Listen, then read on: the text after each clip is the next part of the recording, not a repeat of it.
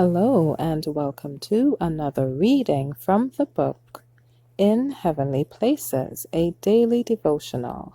Today's reading is entitled Each in His Place, August 9th. With good will, doing service as to the Lord and not to men. Ephesians 6 verse 7. The Lord is acquainted with us individually. Everyone born into the world is given his or her own work to do for the purpose of making the world better. Each one has his fare, and if the human agent makes God his counselor, then there will be no working at cross purposes with God.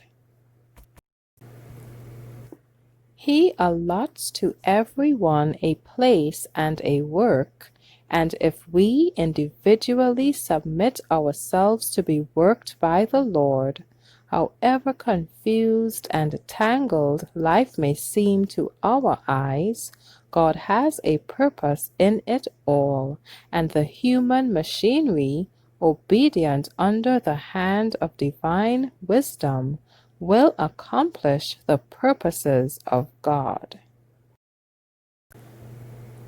As in a well-disciplined army, every soldier has his allotted position and is required to act his part in contributing to the strength and perfection of the whole, so the worker for God must do his allotted part in the great work of God.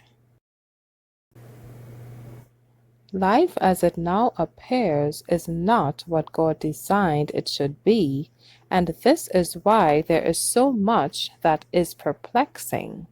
There is much wear and friction. The man or woman who leaves the place God has given him or her in order to please inclination and act on his own devised plan meets with disappointment because he has chosen his way instead of God's way. There are those who accept positions of responsibility but fail to sense the responsibility, and thus do haphazard work without at all understanding its character.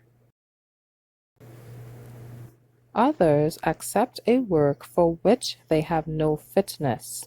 Other individuals study to have their own way and work out their own plans, and God erects his barriers and does not allow them to do as they would.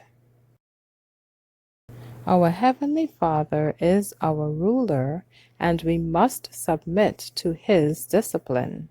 We are members of his family. He has a right to our service, and if one of the members of his family would persist in having his own way, persist in doing just that which he pleases, that spirit would bring about a disordered and perplexing state of things. We must not study to have our own way, but God's way and God's will. Let God speak, and we will say, "Not my will, but thy will, O God, be done." Thank you for listening today. Be sure to join me tomorrow for another reading from the book In Heavenly Places. God bless you.